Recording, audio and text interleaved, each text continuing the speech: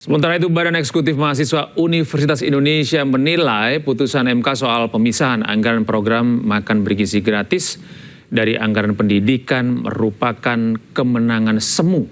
Mengingat putusan ini baru akan diterapkan tahun 2028 nanti.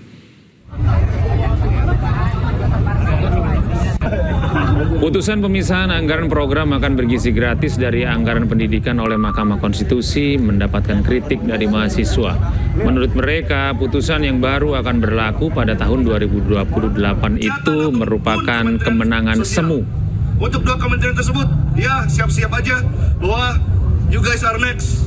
Jadi mereka meminta pemisahan anggaran program MBG dari anggaran pendidikan segera diberlakukan. Untuk Pak Prabowo Subianto dan Pak Gibran Rakebuming, lihatlah kami yang sedang mengawal putusan ini. Lihatlah para mahasiswa yang telah beberapa hari yang lalu ingin menghentikan program ini. Lihatlah para siswa-siswa yang sedang kesusahan untuk belajar dikarenakan kelasnya itu buruk sekali untuk ditinggali belajar. Lihatlah siswa-siswa yang tidak bisa belajar dikarenakan sekolah mereka runtuh. Lihatlah anak SD yang di NTT yang telah bunuh diri dikarenakan ia tidak bisa menggunakan alat tulis tersebut. Saya rasa semua orang harus tahu ini merupakan kemenangan semu.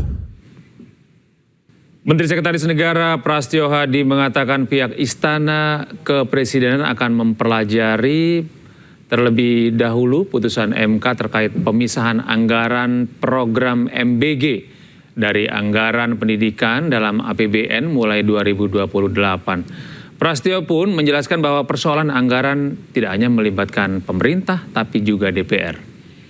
Dapatkan informasi bahwa MK mengambil sebuah keputusan, tapi memang yang pertama karena kami posisi sedang di luar kota secara resmi, kami belum menerima salinan keputusan tersebut dan tentu saja karena apapun keputusan MK tentu kita hormati, nanti akan kita pelajari karena bagaimanapun kalau berkenaan dengan masalah anggaran tentu kita tidak berdiri sendirian karena anggaran itu kan kita susun juga bersama-sama dengan teman-teman kita di DPR.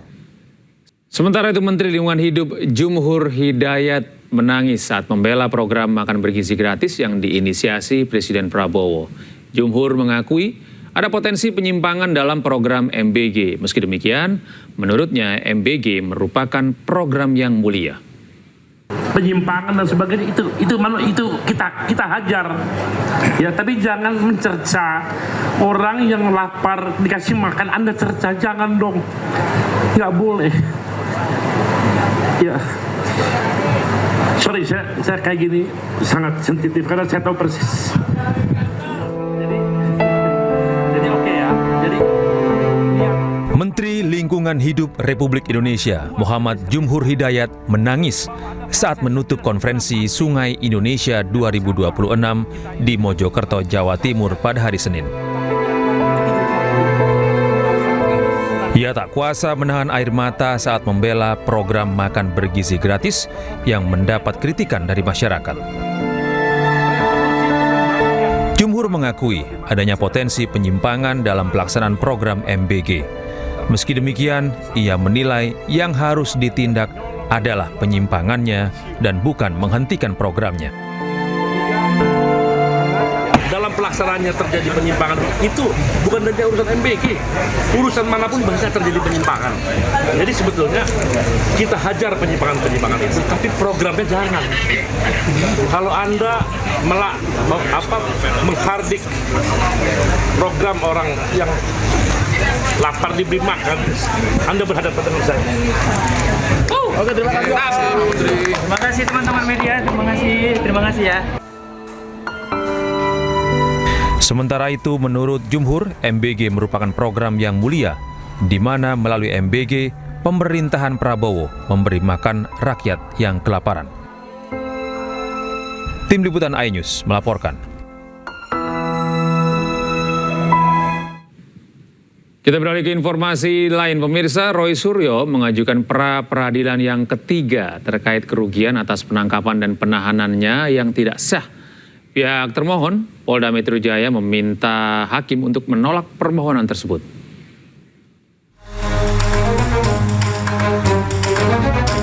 Pra-peradilan ketiga Roy Suryo yang digelar di Pengadilan Negeri Jakarta Selatan kembali digelar Kamis siang dengan agenda pembacaan jawaban termohon. Pihak termohon Polda Metro Jaya meminta hakim menolak permohonan ganti rugi oleh Roy Suryo. Alasannya, tidak sahnya penangkapan dan penahanan Roy Suryo tidak otomatis membuatnya berhak memperoleh ganti rugi. Menurut termohon, Roy Suryo tetap wajib membuktikan kerugian tersebut. Sementara itu, Roy Suryo menyebut kerugian yang dialami Roy Suryo terdiri dari kerugian material dan imaterial. Nilai kerugian tersebut turut memperhitungkan hilangnya kesempatan Roy Suryo untuk menjalankan aktivitas produktif selama 4 hari penangkapan dan penahanan. Yang paling penting adalah kenapa imaterialnya itu memang 100 juta. Sebenarnya itu ada plafon tertinggi yang kemudian dipersyaratkan oleh undang-undang dari 500.000 sampai 100. Kalau teman-teman lihat yang waktu itu menjadi bukti yang kita putarkan pada saat sidang pra-peradilan pertama, itu luar biasa ya. Jadi saya bisa menceritakan kejadian sesungguhnya begini. Pada hari Kamis atau sehari sebelum itu kami itu baru pulang dari Bandung. Dan sejujurnya, ini benar sejujurnya, hari Jumat siang tuh saya ada 2 undangan. Ya gitu, di 2 podcast ya gitu. Sabtunya saya tuh mau keluar kota. Ya, Sabtu tuh mau keluar kota karena ada permintaan konsultasi teknis ya. Ini nggak ada hubungannya dengan kasus ijazah, tapi konsultasi teknis. Karena saya biasa memberikan konsultasi di luar kota. Dan teman-teman kalau bisa lihat rate-nya itu ya mungkin akan bisa tahu lah rate seorang konsultan kemudian keluar kota berapa ya gitu. Tentu tidak keluar negeri. Saya tidak bisa melakukan keluar negeri, itu kerugian bagi saya karena saya masih dicekal. Dan itu saya bocorkan dikit. Soal pencekalan itu, ya mungkin itu akan kami permasalahkan juga. Kemana? Nanti kita tunggu saja tanggal mainnya. Sementara itu, tim kuasa hukum termohon Polda Metro Jaya gugatan ganti rugi yang diajukan oleh Roy Suryo tidak berdasar dan pembuktiannya tak memadai. Dari Jakarta, tim liputan iNews melaporkan. Terpergok main ponsel saat rapat, Kepala BGN Sudaryono marah dan mutasi pegawai ke Papua. Kami hadirkan informasinya sesaat lagi.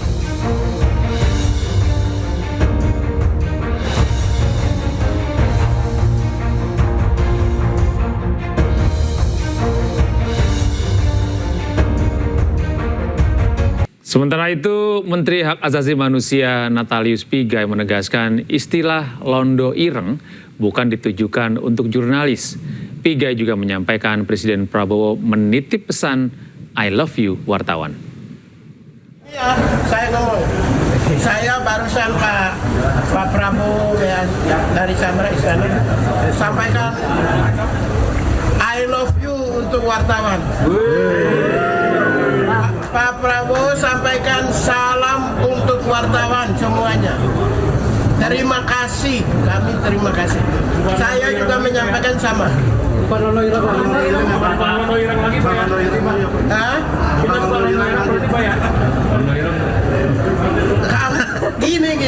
Gini, saya kasih tahu londo ireng.